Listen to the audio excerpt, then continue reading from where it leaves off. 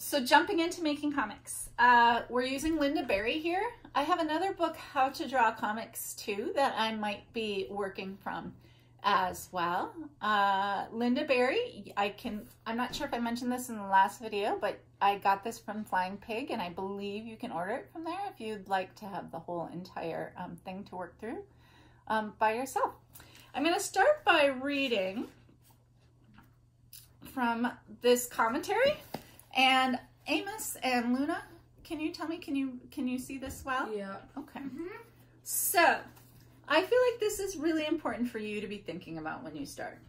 Most people quit drawing around the age of 9 or 10 when they realize they can't draw a nose, or sometimes it's hands. What I love about comics is the ability to leap over this problem of drawing in a realistic style. We don't want a perfectly rendered nose or hyper-realistic hands on our characters' comics. Comics are something other than representation. It relies on a basic human ability to see faces in simple line drawings. So these are two figures copied from drawings done in the 12th century. So cool. We can see faces and stains and whole beings too. This was especially so when we were kids. Not because we were better at it, but because we believed in an unexpected aliveness in things. It was there because we saw it, and we saw it because of the way we looked at things. We looked at them like they could look back. When we drew, we watched the drawing happening. We saw it turn from one thing into another based on whatever marks our hand was making. In the beginning, we mostly just watched our hand causing lines to appear moving fast and slow. And this was you when you were littler, and now you're becoming a little more self-conscious and questioning whether or not you're an artist. I am going to introduce realism at some point with portraiture because I know how much students enjoy that, but that will be next year or the year after, depending on if you're in 5th or 6th grade. I need you to understand first that that is not what you have to do. So, what I'm suggesting this week is this. It's called a daily diary. So what I want you to do is just grab copy paper, anything you have around the house that you can draw on, and fold it in half. And this would be what? Hamburger or hot dog? Hamburger style.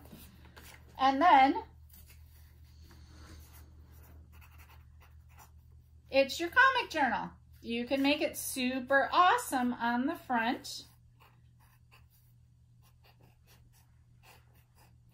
My comic journal, and then I will fill it in with all sorts of stuff as well. So this is the first thing I'm going to ask you to do, is do a comic journal.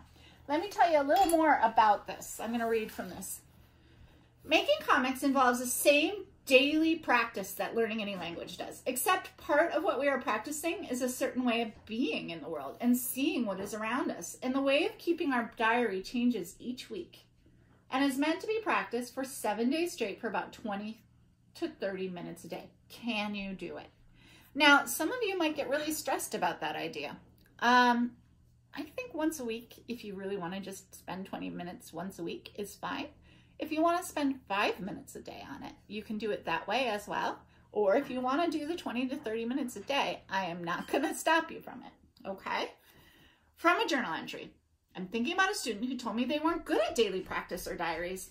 I think they believe I'm asking them to keep a traditional diary, the entries themselves being the goal. This is the difficulty, getting students to understand it. I'm asking them to practice a state of mind, to become present and see where they are and what is around them, to help them notice how memory works, what images haunt them, what their eye is drawn to. This can't be done without daily practice. Without it, this thing I'm talking about will remain unknown. And she wrote that in February 14, 2015.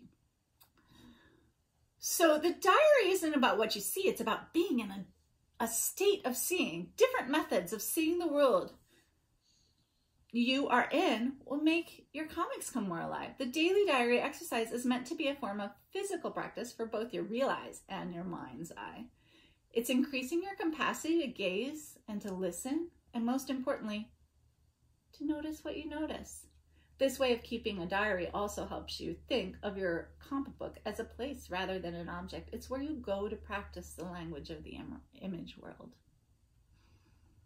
The going from a world we know to one a wonder still is like the child's adversity, whose vista is a hill. Behind the hill is sorcery and everything unknown. But will the secret compensate for climbing it alone? This is by Emily Dickinson.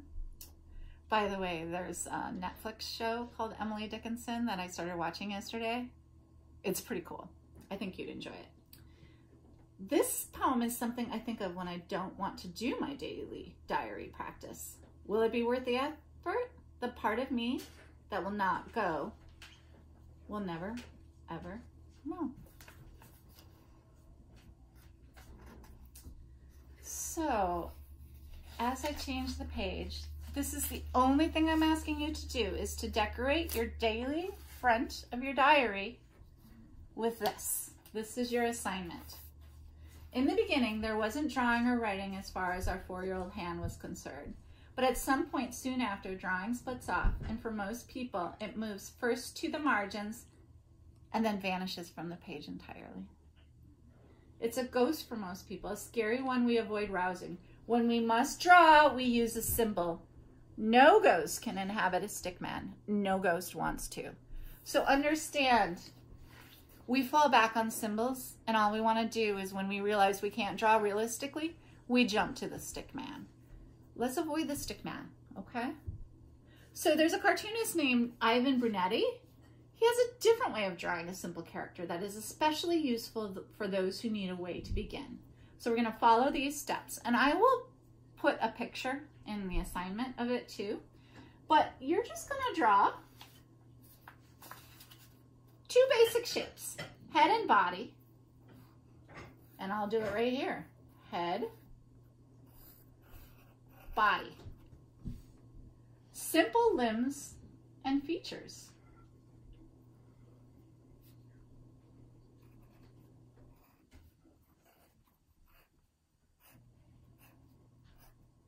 There's my limbs, and then I can add features.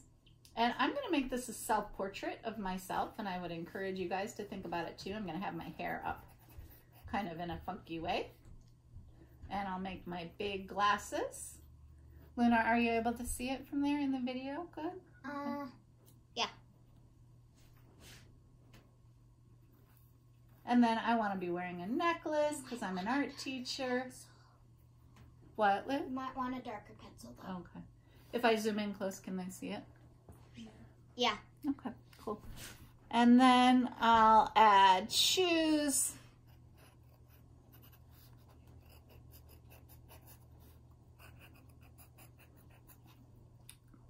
And there you go.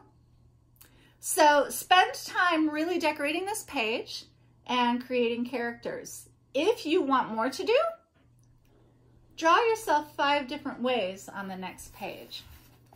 So if I were to do that, I'll divide this up like this, and then I would do every day a different drawing of myself in kind of a cool comic style. So that's your assignment for the week, to enjoy and settle in to the idea of comics and freeing yourself from the stick person, and we'll go from there. Have a wonderful week.